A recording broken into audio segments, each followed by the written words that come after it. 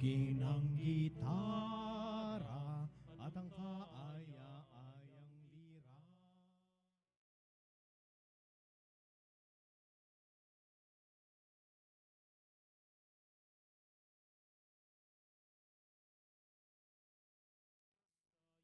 Tumawag sa ating mga kaaway, tayo ay Kanyang iniligtas. Purihin ang Panginoon, umawit ng kagalakan, At tugtugin ang gitara.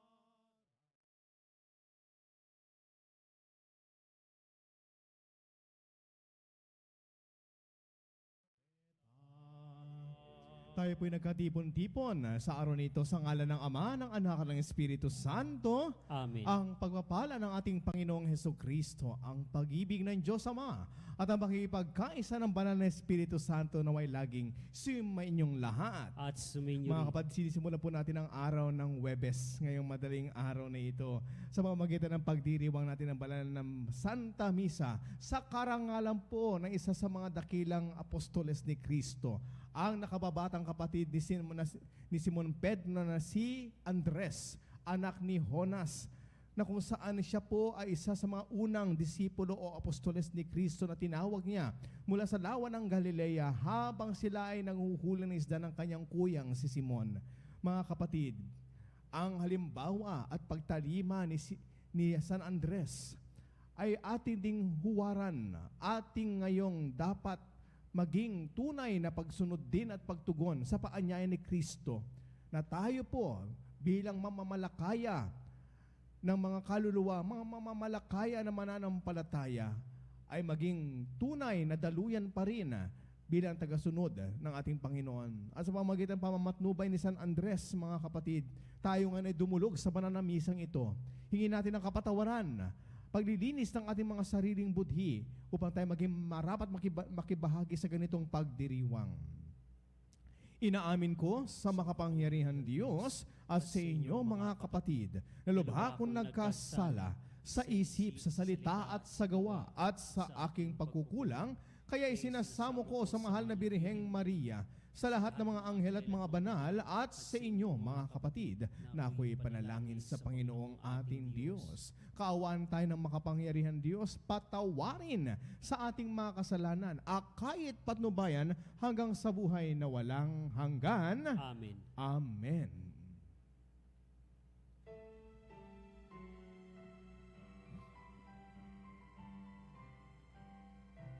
Luwalhati sa Diyos sa kaitaasan, kaloob sa lupa ay kapayapaan. Pinupuri ka at ipinagdarangal, sinasamba ka.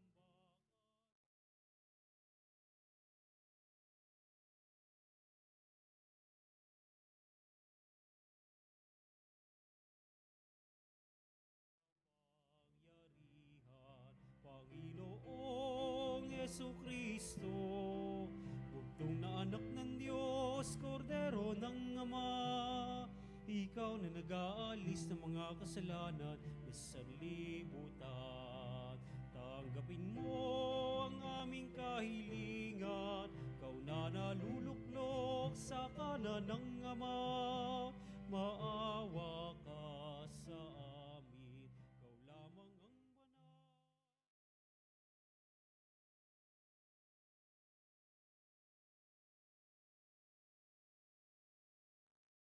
Salwalhati ng Ama. Amen. Amen. Amen. Amen. Manalangin tayo. Ama naming makapangyarihan, kami nakikiusap na iyong paunlakan sa hiling naming kami laging idalangin sa iyong harapan. Ni Apostol San Andres na nangaral at nangasiwa sa iyong sambayanan, sa pamamagitan ni Hesukristo kasama ng Espiritu Santo, magpasawalang hanggan. Amen. Pagbasa mula sa sulat ni Apostol San Pablo sa mga taga-Roma. Mga kapatid, kung ipahahayag ng iyong mga labi na si Jesus ay Panginoon at mananalig ka ng buong puso na siya'y muling binuhay ng Diyos, maliligtas ka, sapagkat nananalig ang tao sa pamamagitan ng kanyang puso at sa gayoy napawawalang sala at nagpapahayag sa pamamagitan ng kanyang labi at sa gayoy naliligtas. Sinasabi sa kasulatan, hindi mabibigo ang sinumang nananalig sa Kanya. Walang pagkakaiba ang katayuan ng Hudyo at ng Griego. Iisa ang Panginoon ng lahat at Siya ang nagkakaloob ng Kanyang kayamanan sa lahat ng tumatawag sa Kanya. Sapagkat sinasabi sa kasulatan, maliligtas ang lahat ng tumatawag sa pangalan ng Panginoon. Ngunit paanong tatawagan ng mga tao ang hindi na sinasampalatayanan? Paano silang mananampalataya kung wala pa silang napapakinggan tungkol sa Kanya? Paano naman silang makakapakinig kung walang nangangaral? At paanong makapangangaral ang sinuman kung hindi siya isinusugo ayon sa nasusulat? O kay inam na makitang dumarating ang mga nagdadala ng mabuting balita, ngunit hindi lahat ay naniwala sa mabuting balita. Ganito ang sabi ni Isaias, Panginoon, sino ang naniwala sa sinabi namin? Kaya't ang pananampalataya ay bunga ng pakikinig at makakapakinig lamang kung mangaral tungkol kay Kristo. Ngunit ang tanong ko'y hindi ba sila nakapakinig? Nakapakinig nga sila sapagkat abot sa lahat ng dako ang tinig nila at ang mga salita nila'y laganap sa sanlibutan. Ang salita ng Diyos. Salamat sa Diyos. Laganap na sa daigdig ang kanilang mga tinig. Laganap na sa daigdig ang kanilang mga tinig. Ang langit ay naghahayag na ang Diyos ay dakila. Malinaw na nagsasaad kung ano ang kanyang gawa. Bawat araw, bawat gabi, ang ulat ay walang patlang. Patuloy ni nag-uulat sa sunod na gabi at araw. Laganap na sa daigdig ang kanilang mga tinig. Walang tinig o salitang ginagamit kung sa bagay at wala ring naririnig na kahit na anong ingay. Gayunpaman sa daigdig ay laganap, yaong tinig ang balita'y umaabot sa duluhan ng daigdig. Laganap na sa daigdig ang kanilang mga tinig.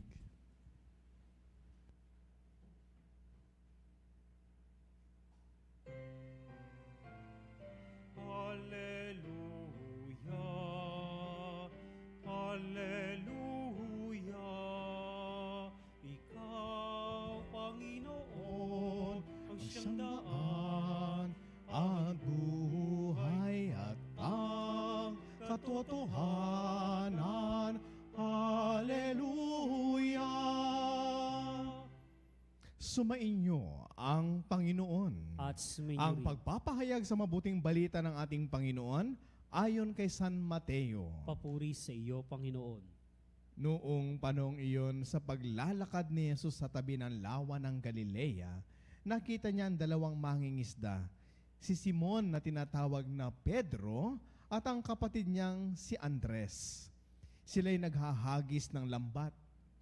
Sinabi niya sa kanila, sumunod kayo sa akin at gagawin ko kayong mamamalakaya ng mga tao. Noon di iniwan nilang kanilang mga lambat at sumunod kay Jesus. Nagpatuloy siya sa paglalakad at nakita rin niya ang magkapatid na Santiago at Juan, mga anak ni Zebedeo. Sila'y nasa bangka kasama ang kanilang ama at naghahayuman ng lambat. Tinawag din sila ni Jesus. Agad nilang iniwan ang bangka at ang kanilang ama at sumunod kay Jesus. Mga ginigilo kong mga kapatid, ang mabuting balita ng ating kaligtasan. Pinupuri ka namin, Panginoong Hesukristo. Nag-umpisa sa isang simpleng pagtawag, paanyaya. Paanyaya mula sa isang, of all people, no, mga kapatid. Kung titingnan niyo ang kwento ng pagtatawag sa unang 4 na disipulo o apostoles ni Kristo, kasama nga rito si Andres, na ang kanyang kapistahan ay pinagdiriwang natin sa araw na ito November 30, ay makikita natin nag-umpisa lamang po sa isang munting paanyaya, simpleng paanyaya, a simple invitation from an unexpected person. Why unexpected person? Because the one inviting a fisherman is a carpenter. Ano nga bang ginagawa ng ating mahal na Panginoon sa dalampasigan? Siya siyang karpintero. Nangangahulugan lamang mga kapatid na batid ng ating mahal na Panginoon, hindi ng kanyang pagiging isang karpintero, kundi ng isang anak ng Diyos na ang mga unang 4 na disipulong kanyang tatawagin na kanyang magiging katuwang sa kanyang ministeryo ng pagpapahayag ng paghahari ng kanyang ama dito sa lupa ay ang mga katulad ni Simon Pedro at ni Andres. As a matter of fact, Andrew is simultaneously called or invited by Christ together with his elder brother Peter or si Simon Pedro na mga anak ni Jonas. But what is remarkable about this story, about Andrew and Peter, well, kay Andres na lang tayo magfo-focus, is not only when they were first called by Christ, kundi kung papaano nila binigyang kahulugan ang kanilang pagtalima at pagsunod kay Kristo hanggang sa kanilang pag-aali ng kanilang buhay. Well, Andrew was known, as who continued on, one of the disciples and apostles who continued on the ministry of proclaiming the kingdom, Kung ang aking alaala serves me very well, I think he died in Cyprus or in Greece, At ito yung kamangha-mangha dito kay Andres, mga kapatid. Katulad ng kanyang kuya na si Pedro. Silang dalawa ay naging martir, sa pamamagitan din ng pagpapako sa krus. Katulad ng kanilang Panginoon na si Jesucristo na ipinako din sa krus.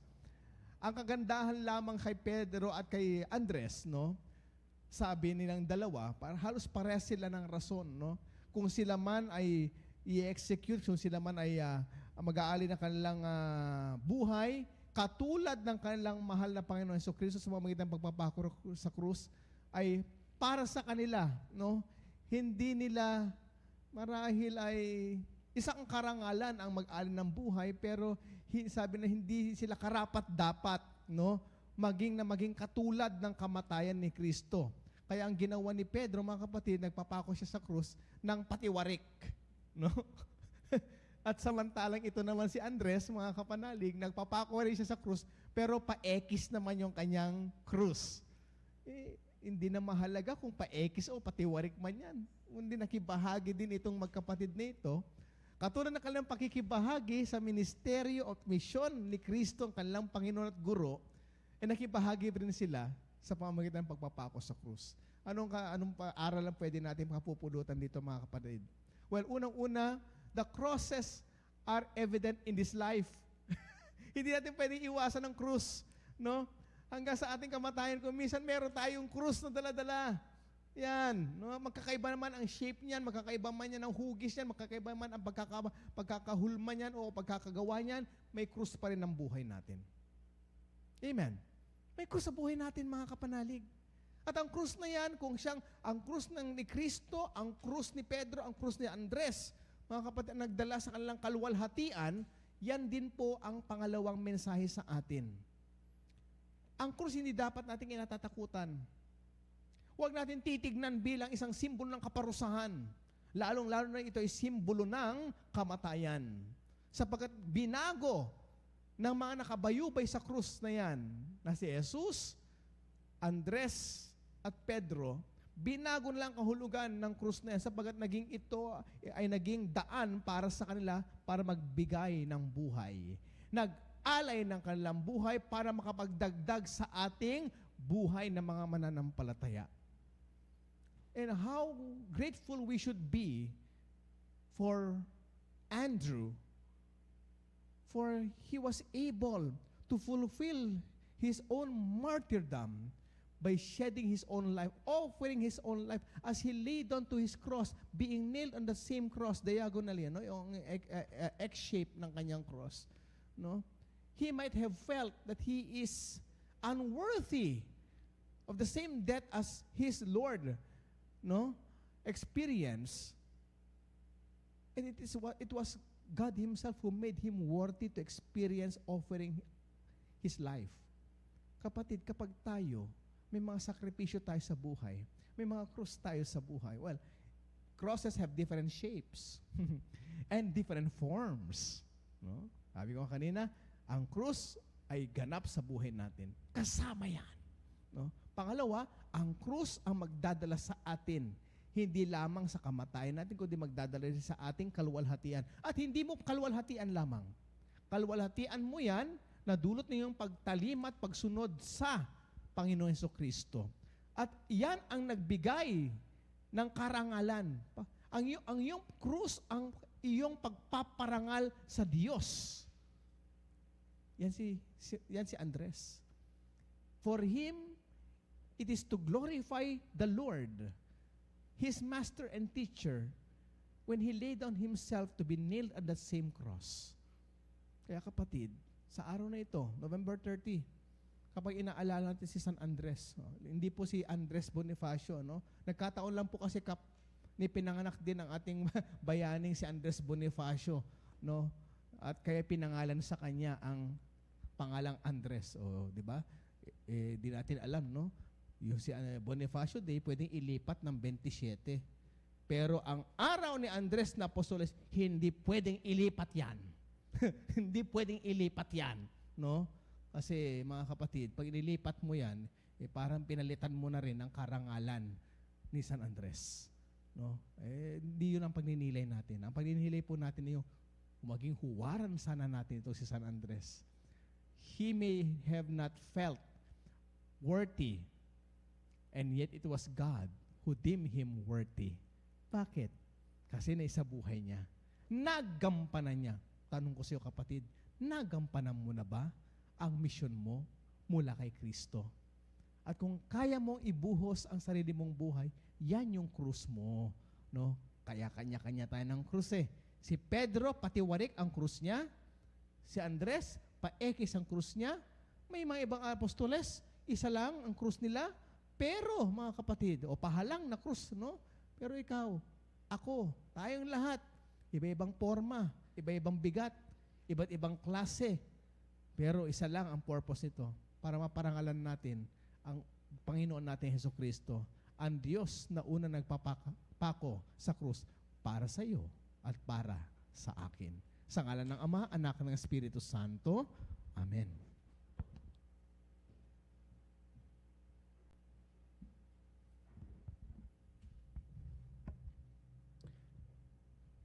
Ihabilin natin ang ating mga kahilingan sa pangangalaga ng Diyos Ama kasama ng mga panalangin ni San Andres.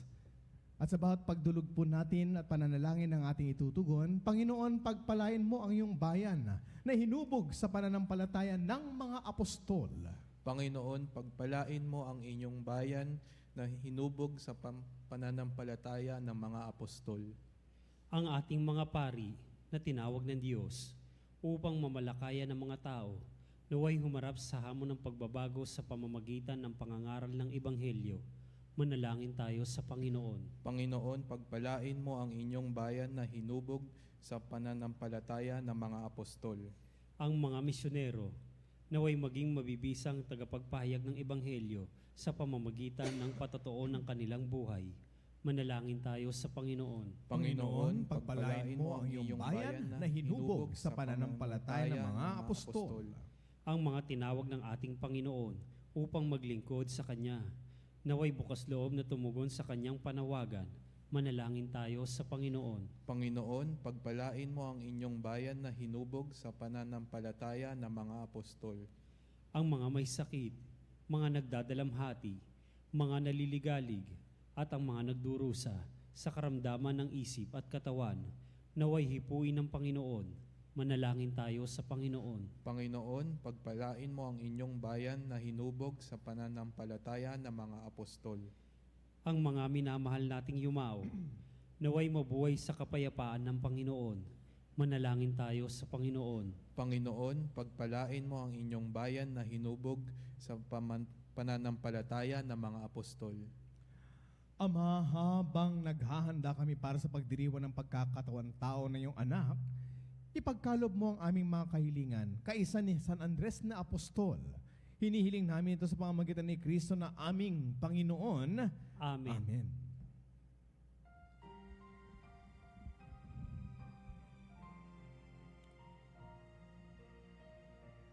Handog namin sa iyo, Ama, ang tinapay at alak na ito. Diyos lumikha ng sanlibutan sa iyong gandang loob. Narito ang aming may aalay mula sa lupat buwan ng paggawa. Ang tinapay nito para sa amin nagsibigay ng iyong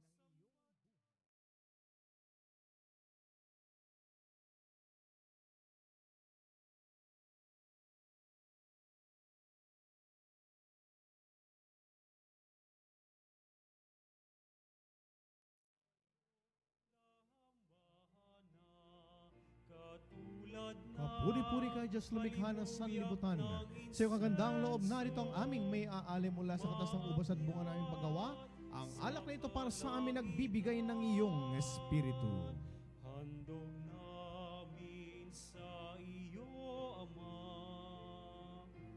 ang tinapay at alak na ito. Handog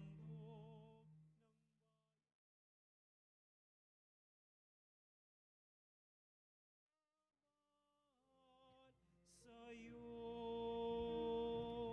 Patuloy kayong manalangin mga kapatid upang ang ating paghahain ay kalugdan ng Diyos amang makapangyarihan. Tanggapin nawa ng Panginoon itong paghahain sa iyong mga kamay, sa kapurihan niya at karangalan sa ating kapakinabangan at sa buong sambayanan niyang banal.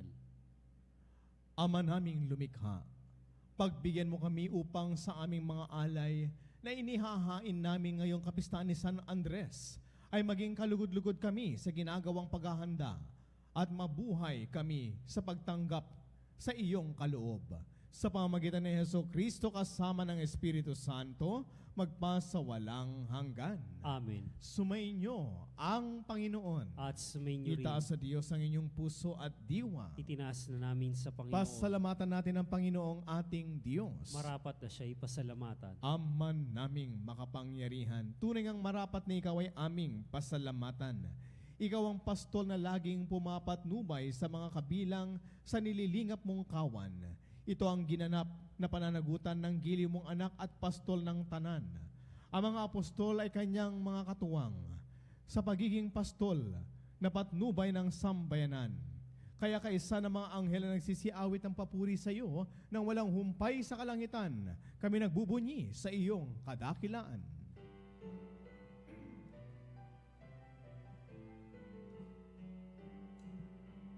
Santo, Santo, Santo, Diyos makapangyarihan, Napupuno ang langit at lupa ng kaluwalhatian mo.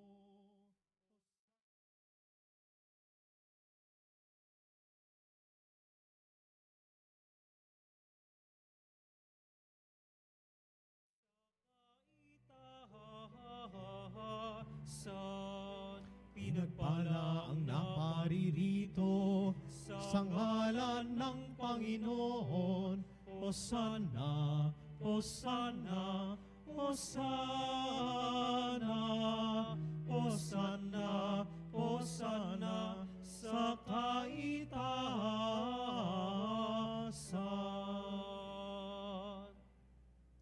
Ama naming banal, ikaw ang bukal ng tanang kabanalan, kaya't sa pamamagitan na iyong Espiritu, gawin mong banal ang mga kaloob na ito upang para sa amin maging katawan at dugo ng aming Panginoong Hesukristo. Bago niya pinagtiis ang kusang loob na maging handog, hinawakan niya ang tinapay. Pinasalamatan kanya, pinaghati-hati niya iyon at iniabot sa kanyang mga alagad at sinabi, tanggapin ninyong lahat ito at kanin, ito ang aking katawan na ihahandog para sa inyo.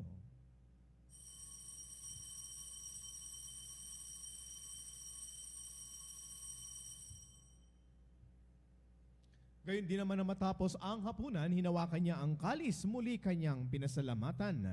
Iniabot niya ang kalis sa kanyang mga alagad at sinabi, Tanggapin ninyong lahat ito at inumin. Ito ang kalis ng aking dugo, ng bago at walang hanggang tipan. Ang aking dugo ni bubuhos para sa inyo at para sa lahat sa pagpapatawad ng mga kasalanan. Gawin ninyong lahat ito bilang pag-ala-ala sa akin.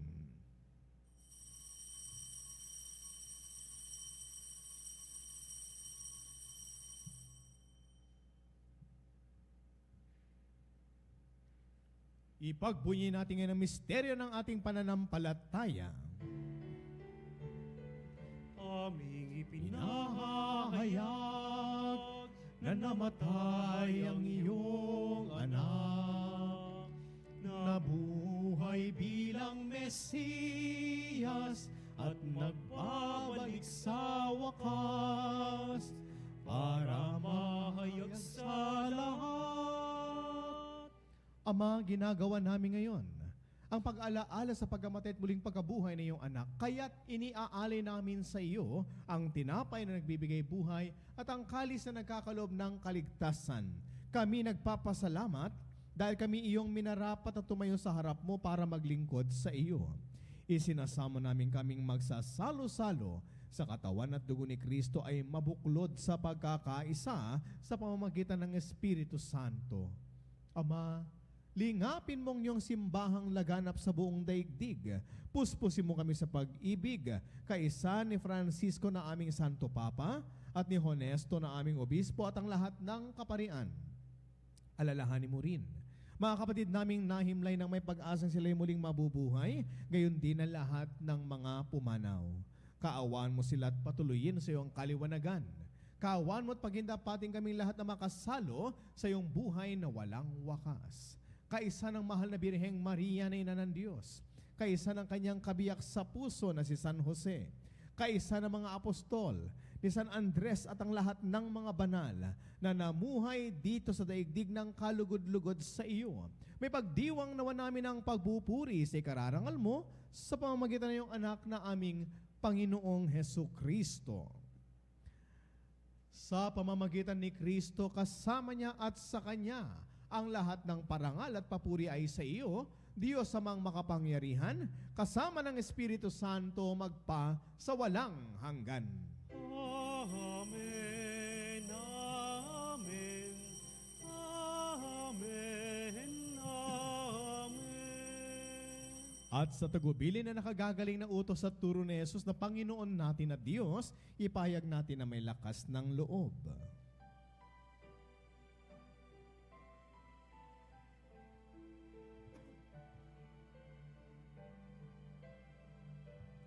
Ama namin, sumasalangit ka, Sambahin ang ngalan mo, mapasa amin ang kaharian mo.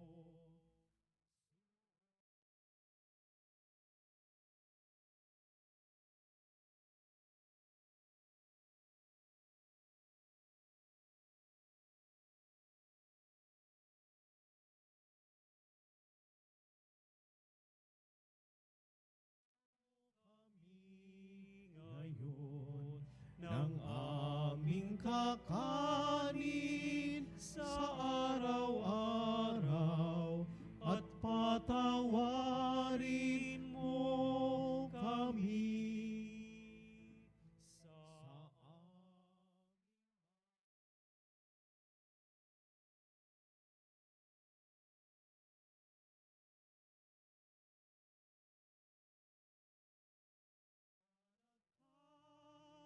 sala sa amin at huwag mo kaming ipahintulot sa tukso at iadya mo kami sa lahat ng masama.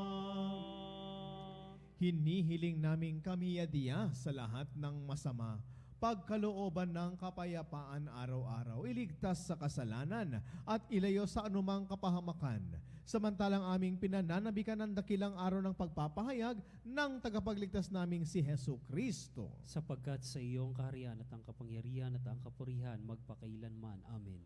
Panginoong Hesus Kristo, sinabi mo sa iyong mga apostol, kapayapaan ang iniiwan ko sa inyo, ang aking kapayapaan ang ibinibigay ko sa inyo. Tunghayan mo ang aming pananampalataya at huwag ang paulit-ulit naming pagkakasala.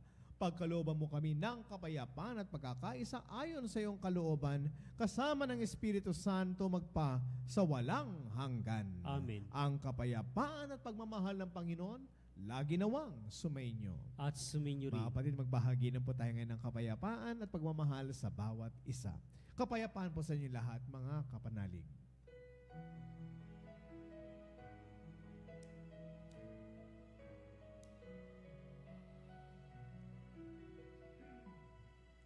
Kordero ng Diyos Na nag-aalis ng mga kasalanan ng mundo.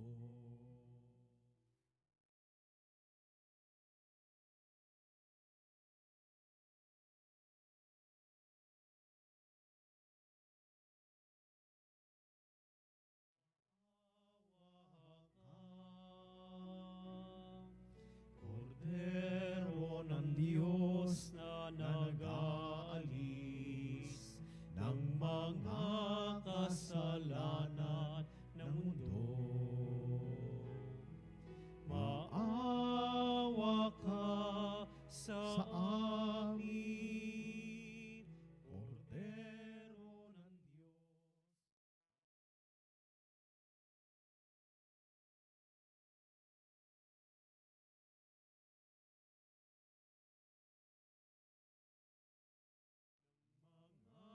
Kasalanan ng mundo, ipagkaloob mo sa amin ang kapayapaan. Mga ginigil ko mga kapatid, mga minamahal ko mga kapanalig, narito ang ating mahal na Panginoon, ang Kordero ng Diyos na nag-aalis ng mga kasalanan ng sanlibutan. Mapapalad po tayong lahat na nakikibahagi ngayon sa kanyang banal na piging. Panginoon, hindi ako karapat-dapat na magpatuloy sa iyo, ngunit sa isang salita mo lamang ay gagaling na ako.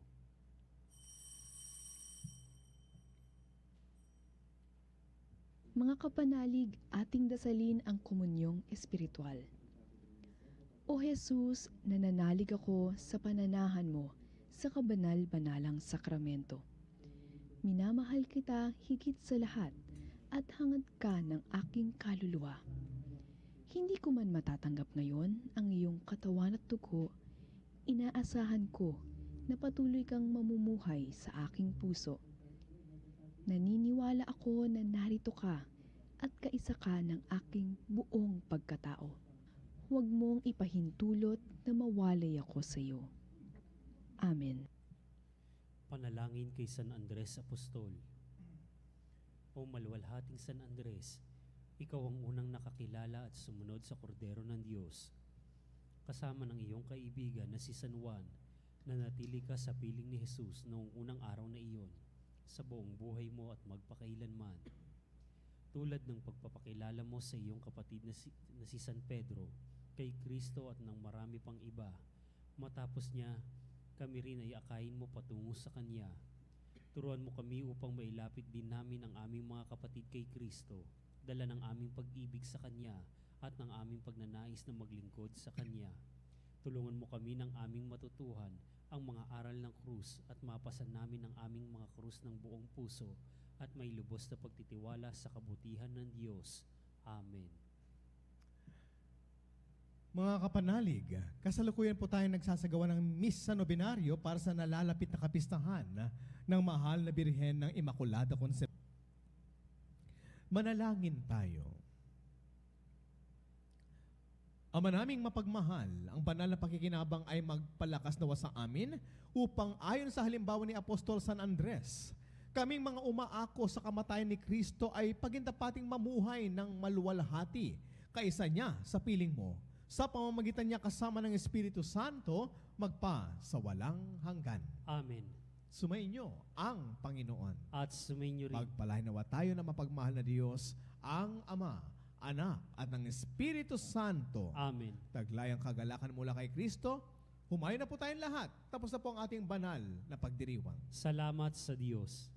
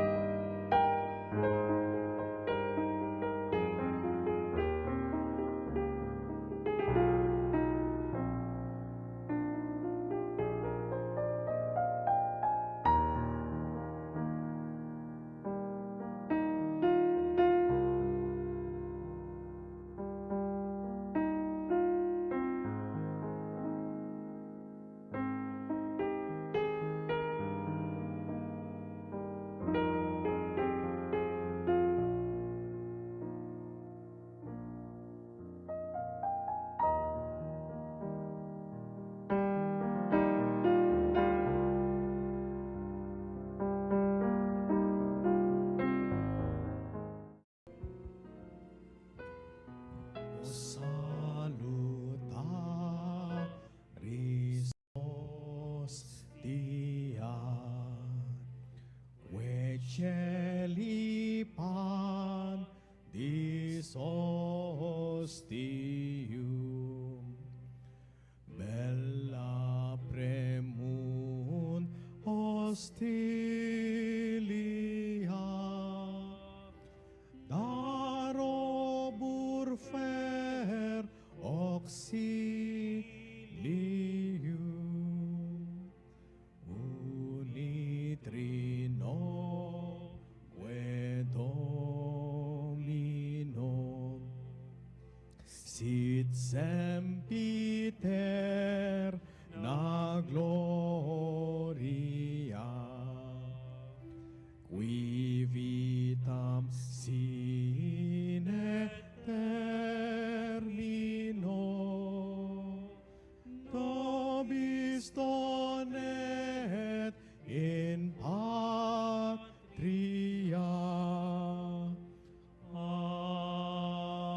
Amen. Mga minamahal ko mga kapanalig, bilang isang bayang tinawag ng Ama kay Heso Kristo na pinagbuklod sa iisang katawan, tayo manikluhod at sumamba sa Panginoong Heso Kristo sa kabanal-banalan na sakramento sa altar. Sa sandaling ito ay nagpupuri at pagsamba sa banal na sakramento, alalahanin natin ang ating mga kapanalig na kasama natin ngayong nakikinig at nakasubaybay sa ating himpilan. Lalong higit ang ating mga may sakit at mga nakaratay sa banig ng karamdaman, ang mga nasa pagamutan at kanilang mga tahanan, at ang lahat ng tanging sa Diyos lamang umaasa ng kagalingan. Gayon din ipinapanalangin natin ang mga nanghihina sa kanilang pananampalataya, ang mga nakararanas ng matinding kalungkutan, takot at pangamba, ang mga nawawala ng pag-asa at lakas ng loob. O Diyos, halina at kami tulungan. O Panginoon, magmadali ka sa iyong pagdamay. Papuri sa Ama at sa Anak at Espiritu Santo. Kapara noong una, ngayon at magpasawalang hanggan. Amen. Purihin ang makapangyarihang Ama na nagsugo sa kanyang bugtong na anak upang tayo makipagkasundo sa Kanya. Pinupuri ka namin ngayon at kailanman. Purihin ang Panginoong Hesukristo, ang Kordero ng Diyos na nag-alay ng kanyang katawan at dugo bilang pagtubos sa sala ng tanan. Pinupuri ka namin ngayon at kailanman. Purihin ang banal na Espiritu, ang Panginoong nagpapabanal na pumupuspos at nagbibigay kagalingan sa lahat. Pinupuri ka namin ngayon at kailanman.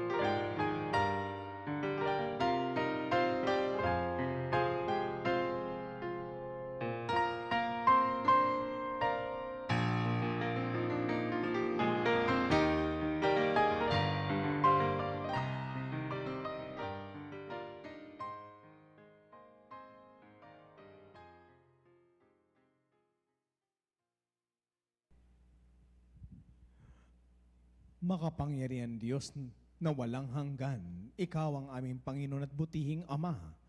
Sa iyong pagpapala, ipinagkalob mo ang lakas sa aming kahinaan. Tunghayan mo po ng may kagandaang loob ang iyong mga lingkod na may sakit at karamdaman. Ang mga nababalis at nawawalan ng pag-asa, ang mga natatakot at nalulumbay, ang mga may mga matinding problema at pinagdaraan ng hirap sa buhay, ang mga nasa bingit ng kamatayan.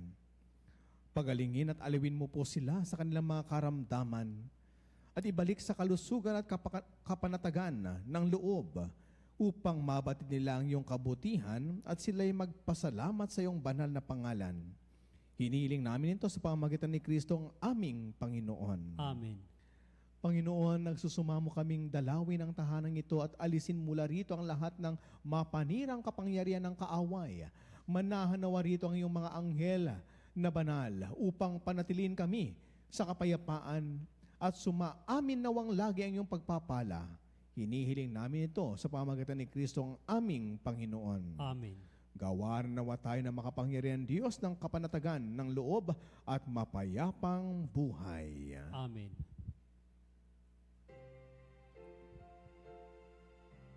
Tantum ergo Sacramentum noveremur cernui et antiquum documentum novo cedat ritui prestet fides supplementum sensum defectui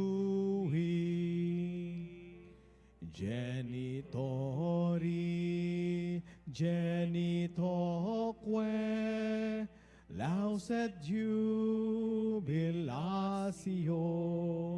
salus honor virtus quoque siret benedictio procedenti abun proque comparsit laudatio. Amen. Amen. Panem de cielo prestitis tieis, omne delectamentum in se habente. oremus.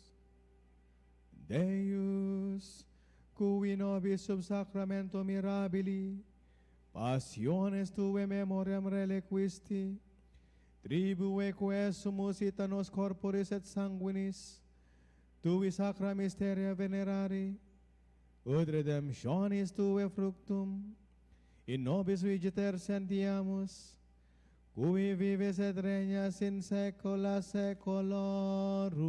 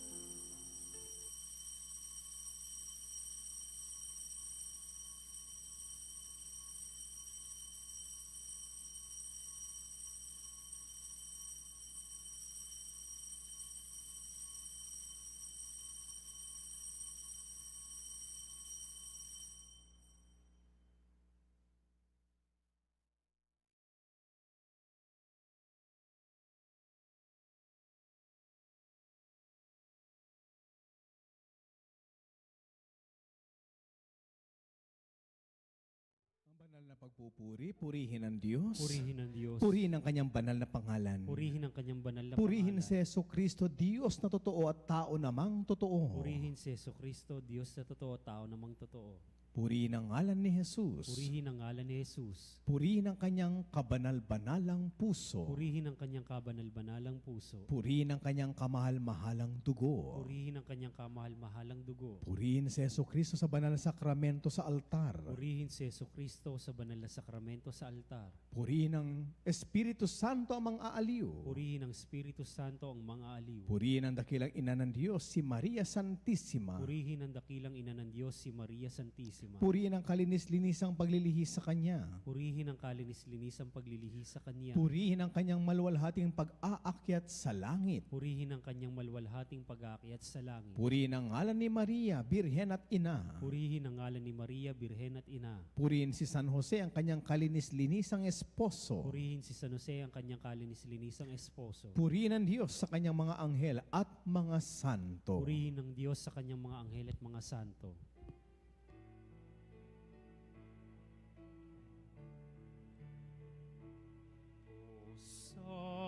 Sacrament most holy, O Sacrament divine,